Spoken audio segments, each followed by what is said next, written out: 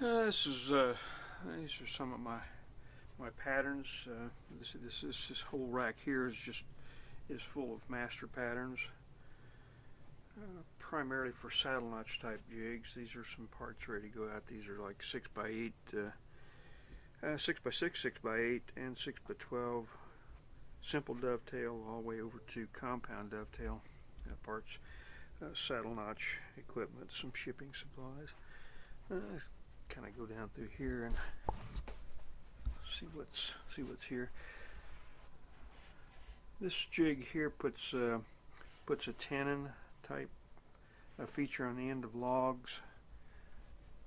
This one up here is pretty large. It looks like a 16-inch square, primarily for round logs. Puts a scallop in the bottom. This jig is actually upside down. Cutoff jigs, just simple straight cutoff jigs for a variety of sizes. Here's an end treatment jig with an adjustable cutoff. Looks to be like a 12-inch 12x12. Been used by several different companies. As a matter of fact, another end treatment jig, putting a tenon on the end of a log. Here's a saddle notch jig, 8x8, with a set of patterns. And I've got, speaking of patterns, up there in the top shelf, all of those through there are patterns. And I think there's probably 20 patterns out in the shop. There's about 150 different patterns that I've got for different customers, different types of logs, different types of saddle notches. These are dovetail jigs. Some of the smaller ones, 6x8 looks like, and I think it's a 6x6 up here, 6x8, and I got 6x. Just these are all half dovetail jigs, all the way up to 12x24. Here's a jig, Mercy. This puts a notch on the end of some big carrier beams. There's quite an elaborate system. There's like sleds on the side that go against a huge timber, and they actually, if you can see down in there, it's sort of a self-centering system. And well, if you think about it, if you've got a huge timber, there's no flat side to it, and even a center line sometimes doesn't do justice. So when this jig is on, it sort of self-centers, at least to the point where you can put a notch on the end and it'll be somewhat proper.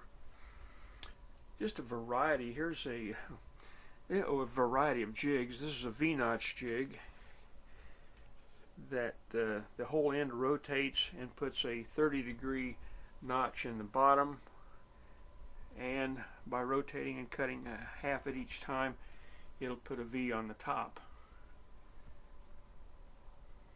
A custom jig up there that was to hew the inside face of a hewed timber, so when you put a dovetail on it, the mating surfaces will be perfectly flat. Go to the other side here. This row here has compound jigs all the way down through there. The smallest one I make is a 6x12, and I'm not sure what we got down here. 10 by something, 10 by 20 it looks like. They're all compound jigs, custom tenon jig, saddle notch jigs, 8x8, 10x10, 12x12.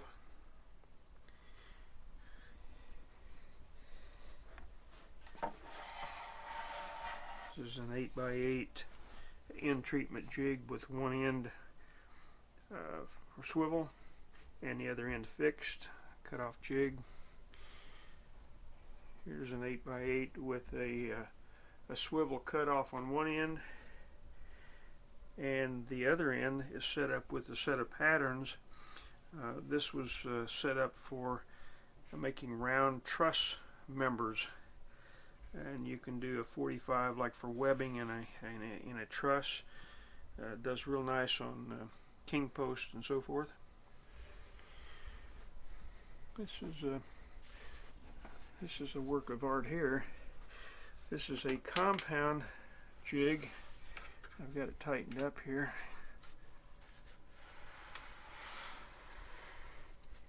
It swivels. I don't know if you can see all this. It swivels in two directions for jack rafters. I have one of these in Arkansas, and just a whole series of jigs. Here's a 12 by 12 with a cutoff, with a similar setup on one end. Swivel. This is a swivel, both end jig. And here's like a 10 by 10, swivel one end, fixed on the other. Cut off jigs. Here's a 16-inch by 16-inch cut off with adjustable one end and fixed the other. That'll give you an overview of some of the things. I think there's 60 different jigs in here.